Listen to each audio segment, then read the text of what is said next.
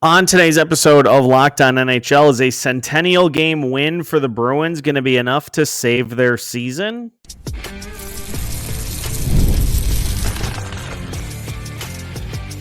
You're Locked On NHL, your daily podcast on the National Hockey League.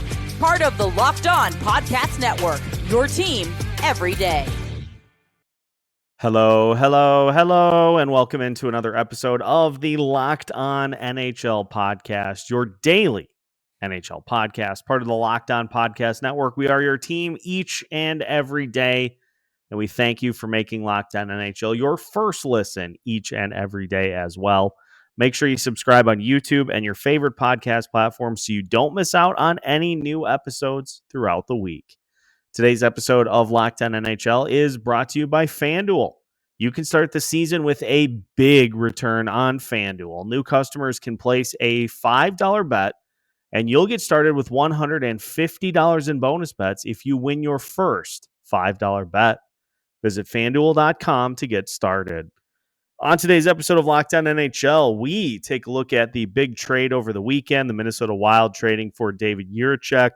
We'll talk about where the disconnect lies between the Columbus Blue Jackets and David Jiricek, why this trade ended up happening, and why the Minnesota Wild have what they feel is a good building block piece to add to their decor going forward. We'll also talk about Macklin Celebrini, goal-scoring machine, and the run that he is on over the last month of the season.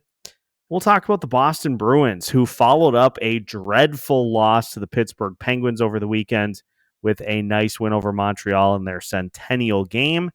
Will it be enough to get them back on track? We will discuss. My name is Seth Toupal, host of Locked On Wild, joined by my Tuesday counterpart, JD Young of Locked On Sharks. And JD, we start with the first big trade of this NHL season.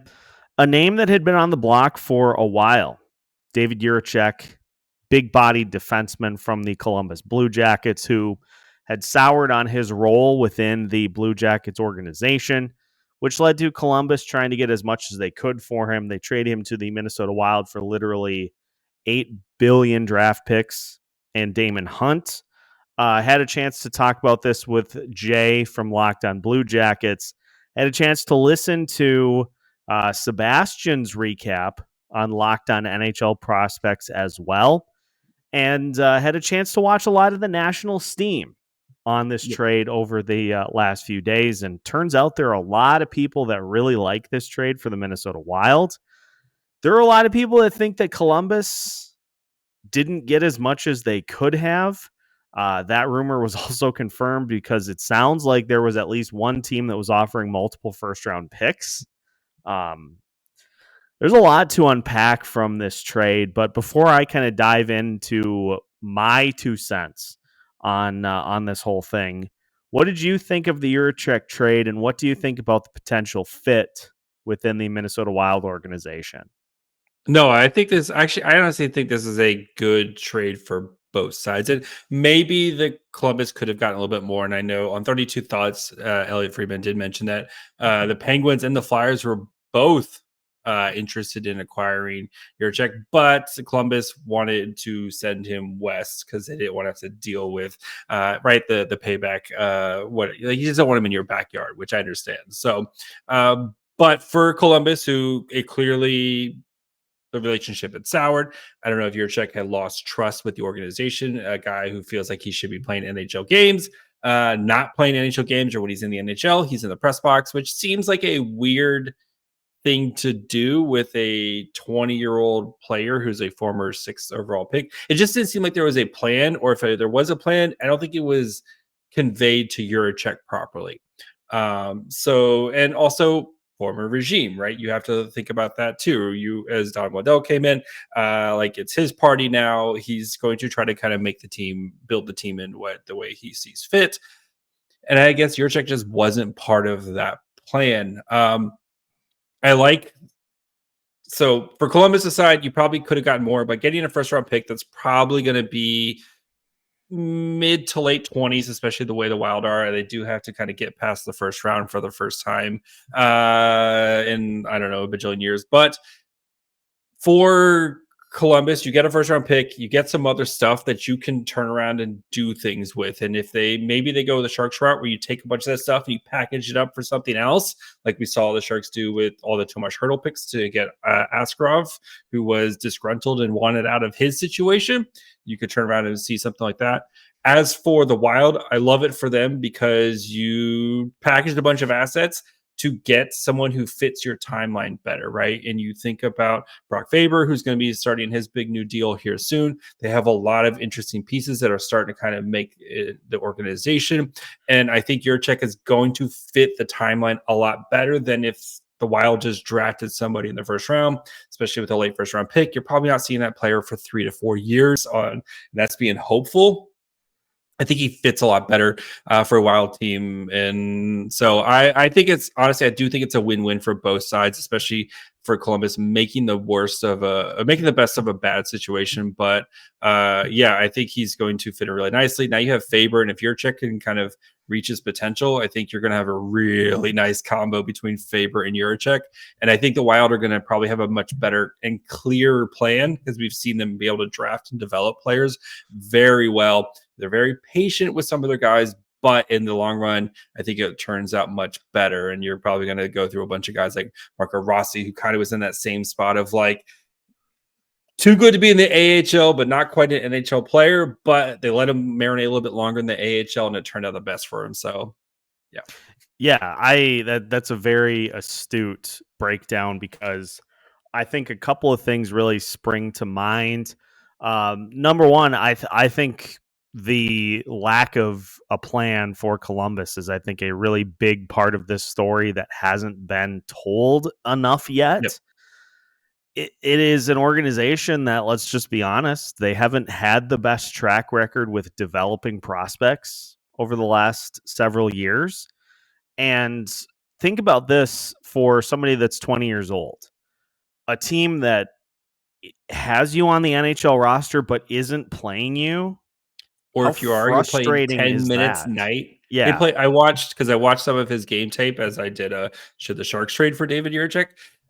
He played against the Bruins. He played 8 minutes. He played 8 minutes. He played 10 shifts. It took me 15 minutes to watch game tape on him because what are you supposed to do in that situation? If you make a mistake, you're just like, you're never going to see the ice again.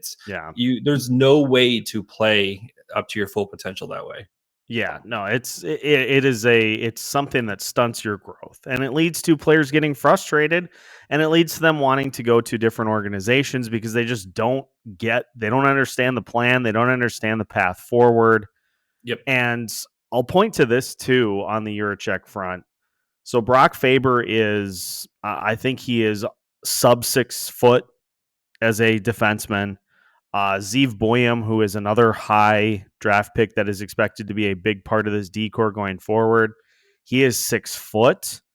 Jared Spurgeon is sub 6 foot. Jonas Brodin is like 6'2". It's not a decor that has an abundance of size. You have Zach Bogosian signed for the rest of this year and next season, but beyond that, his status is completely up in the air. You signed Jake Middleton, who also brings some beef, and Bill Guerin really wants to have that in this lineup. And Bill Guerin said it himself in the presser, recapping the trade and breaking it down. The Wild and Judd Brackett didn't really view anybody that would have been available at their slot in the first round of being equal talent to what Jiricek brings to the table. This is a player that the Wild have coveted since he was drafted. And this just was an opportunity that the Wild just pounced on. Strike while the iron is hot and take advantage of a team not really knowing how to utilize a player that they have in their system. And if the Wild come through with any sort of concrete development plan for Jiricek, they have the potential to get him to the NHL level and to just add to this decor. They have a good skating coach in Andy Ness, who is, widely regarded as pretty darn good at teaching the art of skating. So that should help quiet the concerns that come from that side of the ice. But he's a big-bodied defenseman with a great shot. He's huge. He's huge. Like he looks like a fridge. Like the first thing you notice is his shoulders, just how big his shoulders are. He's a large child. Who like watching him, he is a large child. And there's a ton of potential there. Like he was a sixth overall pick for a good reason. A lot of people thought he might be the best defenseman in that draft. I think right now you got to give it to Simon Nemec with New Jersey, but like there's still a bunch of untapped potential with him. And I think the big thing is like to sit him down. The Wild just sit him down and be like, here's the plan, dude. Listen, follow us, listen to what we're going to ask you. And this is going to work out beautifully for you because we know what we're doing. Look at all these other dudes that we've been able to draft and develop and get them up to their full potential. And like, just be patient. You're going to spend the whole season in Iowa. I know it's Iowa, but you're gonna be in good hands. We promise you. So well, and to piggyback off of that a little bit, he was called up over the weekend because Jonas Brodin is currently injured. And so he may not play initially, but the Wild coaching staff is going to get an opportunity to get him acclimated, get him practicing with the team, and see where he's at. But let's keep this in mind as well. I'm just going to throw this out here. The Minnesota Wild play the Anaheim Ducks on Friday on the road. Maybe that's an opportunity where you can sneak him into the lineup and just kind of see where he's at with his process. I don't know if the Wild will go that route, but it's clear they're very high on him and have big plans for him as part of this decor, which is why I'm of the belief that up until a certain point, if you have a ton of draft picks and a ton of prospects in a already deep prospect pool, like the pool gets very crowded. And at some point, you just got to start taking those assets and turning them into things that can help you in a much quicker fashion. And so I have no problem with the Wild paying the price that they did to bring him in because, like we've said, you're probably going to be drafting somewhere around 22, 23, 24. And are you going to get a similar level of talent there that you just got in Jiricek? You're not. You're not going to. So go get your guy. Bill Guerin did. He just continues to do that. And it's an intriguing move that I think is going to pay big dividends down the road. So well done by Billy G, because maybe in a few years, Jiricek will be the Rookie of the Month, as we'll talk about the guy who actually won Rookie of the Month for November when we continue today's episode of Locked On NHL after this. Today's episode of Locked On NHL is brought to you by Prize Picks. Prize Picks is the best place to get real money sports action. With over 10 million members and billions of dollars in awarded winnings, Prize Picks has made daily fantasy sports accessible to all. You just pick more or less on at least 2 players for a shot to win up to 100 times your cash. Run your game all season long on Prize Picks. Prize Picks is the best place to get action on sports in over 30 states, including California, Florida, Georgia, and Texas. Plus, Prize Picks invented the flex play, which means you can still cash out if your lineup isn't perfect. You can double your money even if one of your players doesn't hit. So if you have Anthony Edwards over under 28.5 points, you had the over, he goes under, but Kirill Kaprizov still has more than 1.5 in his next game. You can flex it and you can still win big. And if you head to the App Store and download the app today and use code LOCKEDONNHL, you can get $50 instantly after you play your first $5 lineup. Again, download the app and use code LOCKEDONNHL to get up to $50 instantly after you play your first $5 lineup. Prize Picks. Run your game. Welcome back to today's episode of Locked On NHL. And once again, we thank you for making Locked On NHL your first listen each and every day. We move from Minnesota Wild discussion to the San Jose Sharks because turns out, JD, a rookie on the San Jose Sharks, having a pretty darn good year, is Macklin Celebrini, announced as the NHL Rookie of the Month for November. How'd he do statistically? He was pretty good for the month of November. He also was the first star of the week for the entire NHL. That's like everybody, as the A kids lot of say. players. That's a lot of players. Celebrini has been an absolute just joy to watch for the San Jose Sharks. And for some reason, I do not have his stats in front of me. He was currently on a 5-game scoring streak right now. As an active 5-game scoring streak right now. I'm sure you're going to pull up the numbers for me while I talk, but Celebrini has we're going to talk about how he's ignited the Sharks offense here in a second, but he has lived up to the billing, and it's we got the taste of the first game. He misses basically until November 5th, and since he's returned, this has been a much different Sharks team, and he has been the catalyst for the Sharks, and they've been played some pretty solid hockey for a team that was one of the worst teams in modern NHL history last year. Yeah, if you look at the numbers here, he has 7 goals, 5 assists, 12 total points in 14 games in the month of November, and so very nicely done by Macklin Celebrini.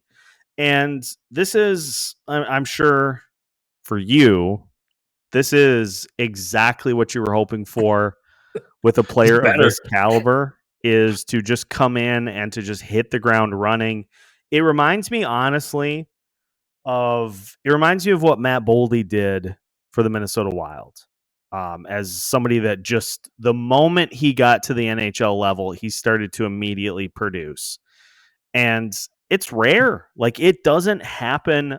It doesn't happen all the time that players get to the NHL level and are able to immediately step in and immediately produce in a big way. We've seen a number of examples of players that just take a little while. As I say on Locked On Wild frequently, there's no instruction manual. There's no trainer's manual. There's no beginner's manual for playing at the NHL level. Everybody just has that light bulb moment where they figure it out, and it kind of the game slows down to the point that they just can start to play and produce in a very easy manner. If you don't have that moment, well, then you don't end up making it to the NHL very often. But it's not something where it's like, okay, after X amount of games, you're just going to get it. It takes everybody a different amount of time. So, and the crazy thing is, like, he's 18. Like, he's one of the youngest players in the NHL. That's the crazy thing. And it's not like it's just the offensive production. Like, it's all 3 zones. He's one of the highest guys in the NHL when it comes to successful board battle wins, which you do not expect from an 18-year-old kid, right? When it comes to transition game, it's like a work of art how this kid like never looks down at the puck and that thing never leaves his stick. The way he has transformed this Sharks offense. So again, like, he missed the first month of the season. He returned on November 5th. Since he returned, again, the Sharks team, right? The worst team in the NHL last year. They're over a point per game, which doesn't sound like a lot, but again, put it in the context where this team was last season. Their offense is 10th in the NHL at 3.29 goals for per game since November 5th. That's 14 games for the Sharks. Like other teams with high-powered offenses, the Minnesota Wild, 2.69 in that same amount of time. You think about like the Avalanche, 3.15 points per game.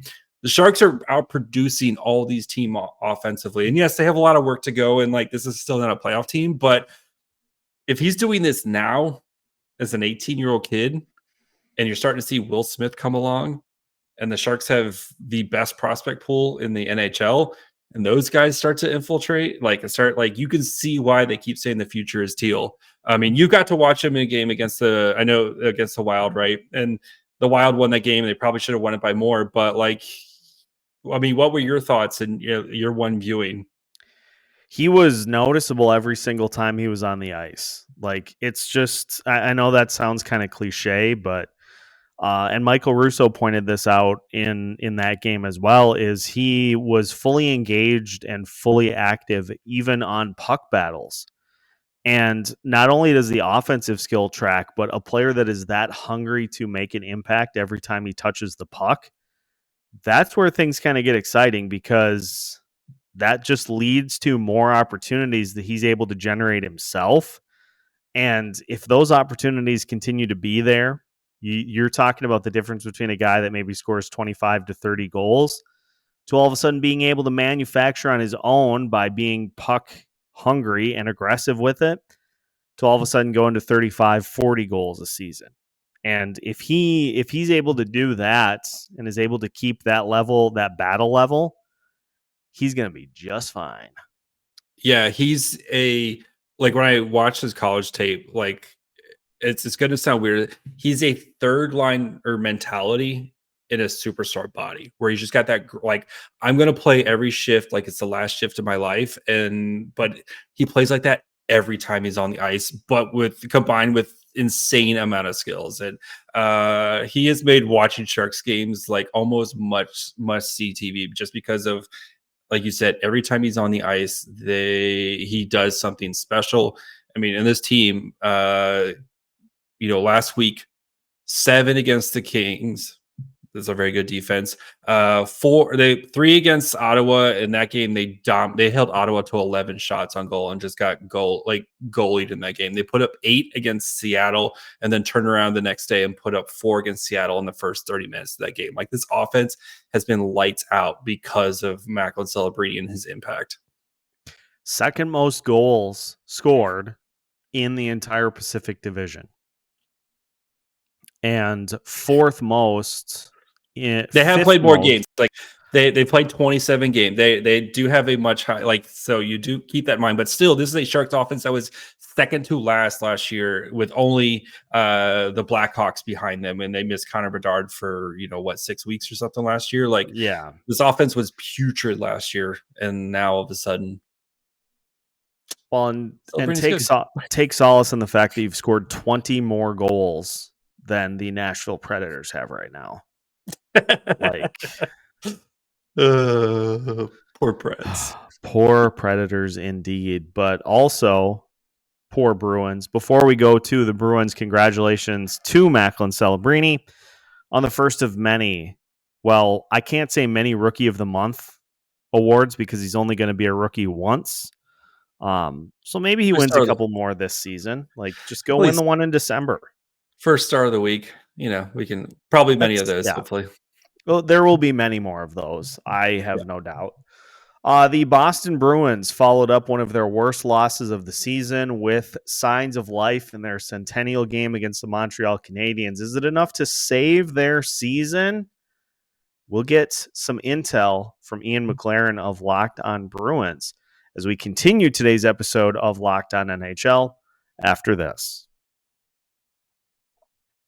Get ready to tackle the NFL action with FanDuel, America's #1 sportsbook, because right now new customers can bet $5 and get $150 in bonus bets if you win. The FanDuel Sportsbook app gives you everything you need to place live bets on the NFL all in one place. So if you get that feeling that we've all gotten before, where Jameis Winston is about ready to throw a pick six and blow the game, all you got to do is go on the same page where you place your bets. You can view live play-by-play and so much more over at FanDuel.com. So join today and you'll get started with $150 in bonus bets if you win your first $5 bet. That's FanDuel.com. Never waste a hunch and make every moment more with FanDuel, an official sportsbook partner of the NFL.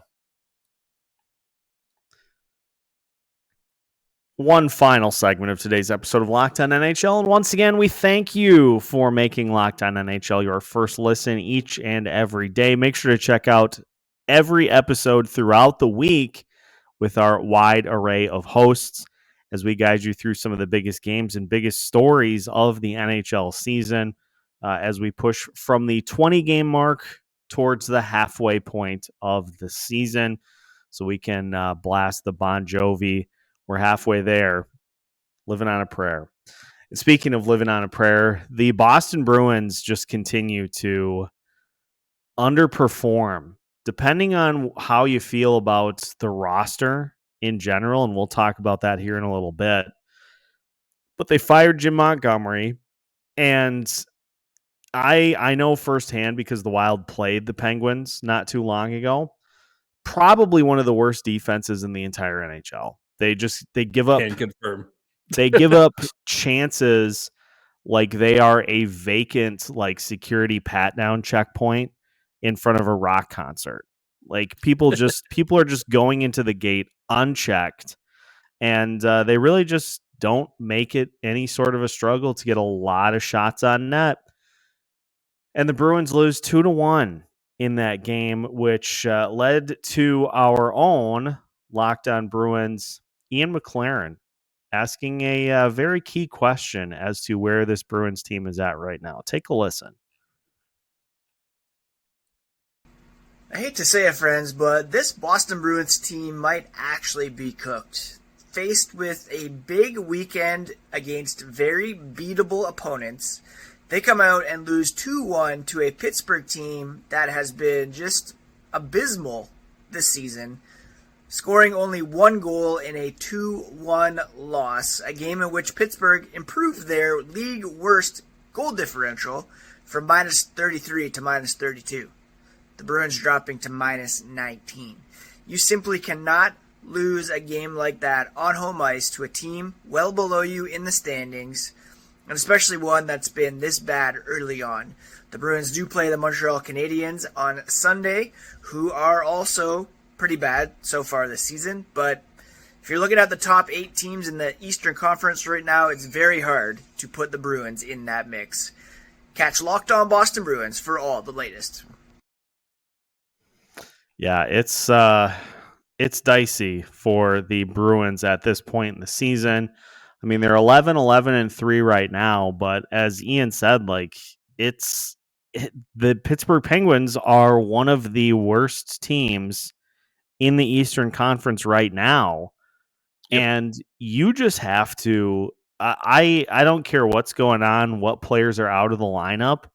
When you play those teams that just don't have any resistance from a defensive standpoint, you just got to pump the goalie full of shots the entirety of the night, and to come away on the wrong end. And it'd be one thing if you had gotten into overtime and you were at least able to pull a point and say, well, yeah, it was ugly, but at least we got a point. Number one, you're at home. And number two, you lose 2-1 in regulation. It's indefensible. And I think it just further speaks to where this Bruins team is at right now. They are a mess, and they are a mess that doesn't have any sort of really good fixes at this point. No, I mean, even that Penguins game, like 31 shots to 30, like that was both teams were just like firing at will there with that. But like still, if you are expected to be a playoff team, like you can't drop these types of performances. And this roster is aging very quickly in front of our eyes. And I think, they fired the coach trying to maybe kind of provide a spark there. And they've been like okay-ish here, but it seems like they're just trading wins and losses. And you have to start to stack wins here if you're a team that wants to kind of make a run to at least a wild card run to try to make it into the playoffs here. But like they have an opportunity. They play Detroit, they play Chicago, Philly, who's been playing really good, Winnipeg, you play Seattle. Like you're gonna have to try to start beating some teams that are ahead of you if you want to make a run. But yeah, this Boston team, like even they won against Montreal 6-3, but like they didn't, if you look at like the shot attempts at 5-on-5, like it's 50 to 51 shot attempts in favor of the Bruins. Actually, and even the actual shots on goal at 5-on-5, 25 to 23. Like it's not like this Bruins team just pumped this was a close game that you won 6-3, but you don't feel good about it, right? Yeah. You gave up 2 goals to make it, you gave up 2 goals in the third period and you got an empty netter, but like you don't feel good about it. Well, and it's I mean, I would say there's at least a positive in that you were able to get shots on another team that struggles defensively. But Yeah. it's a Bruins team that I think struggling to score, also struggling to just separate in these games. Like I know 4-1 heading into the third, and then all of a sudden the Canadians get a couple more goals to make that a little closer than it is. But that's the mark of a team that is struggling for confidence too, is one that just can't get real separation from their opponents. And it was 5-3. Like Cole Caulfield scored to make it 5-3 just under 7 minutes into that third period. And Cole Koepke didn't score the empty netter until there were just over 2 minutes left to play in the game. So you go about 10 minutes, 10 and a half minutes, sweating that a little bit. And it's an indicator that the Bruins they don't have a ton of confidence right now. And even the games that you feel like they should be able to comfortably win and comfortably separate themselves from their opponent, they're just not able to at this point. And Jim Montgomery, great head coach, great teacher, great leader, leader of men, the buzz phrase that the Chicago Bears are using now for their head coaching search. Leader of men. But this is a classic example of what we see a lot of times is that the head coach pays the price for the roster the GM put together. Yep. And again, the Bruins were a really good team for a really long time.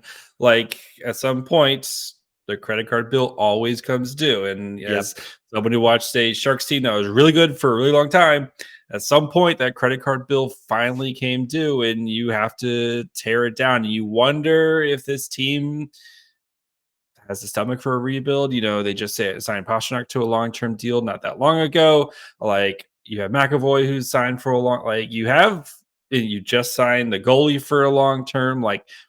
Are you going to try to do the retool thing on the fly? I'm curious to see how this roster tries to fix itself. Or are they just kind of one of those teams that slides into the creamy middle? And is just, are you a playoff team? Are you not? Some nights they look, they look good. Some nights they look kind of meh. Yeah. I'm just, I'm curious to see how this team kind of tries to fix itself here, because it's getting real late for them to try to, especially with just the other teams in the East here. It's getting really late for them really quickly. So yeah, what's the phrase? It's getting late early. Yeah, so it's definitely getting late early in B-Town, at least at this point in the season. So we will keep an eye on all of those and the rest of the big stories in the NHL as part of Locked On NHL. So make sure that you hit the like button on YouTube or your favorite audio platforms and subscribe so you don't miss out on any new episodes throughout the week. Locked On NHL is keeping you up to date with all the biggest stories, all the biggest games, and all the biggest analysis from our wide array of Locked On NHL hosts. You can find new episodes every Monday through Friday as part of the Locked On Podcast Network.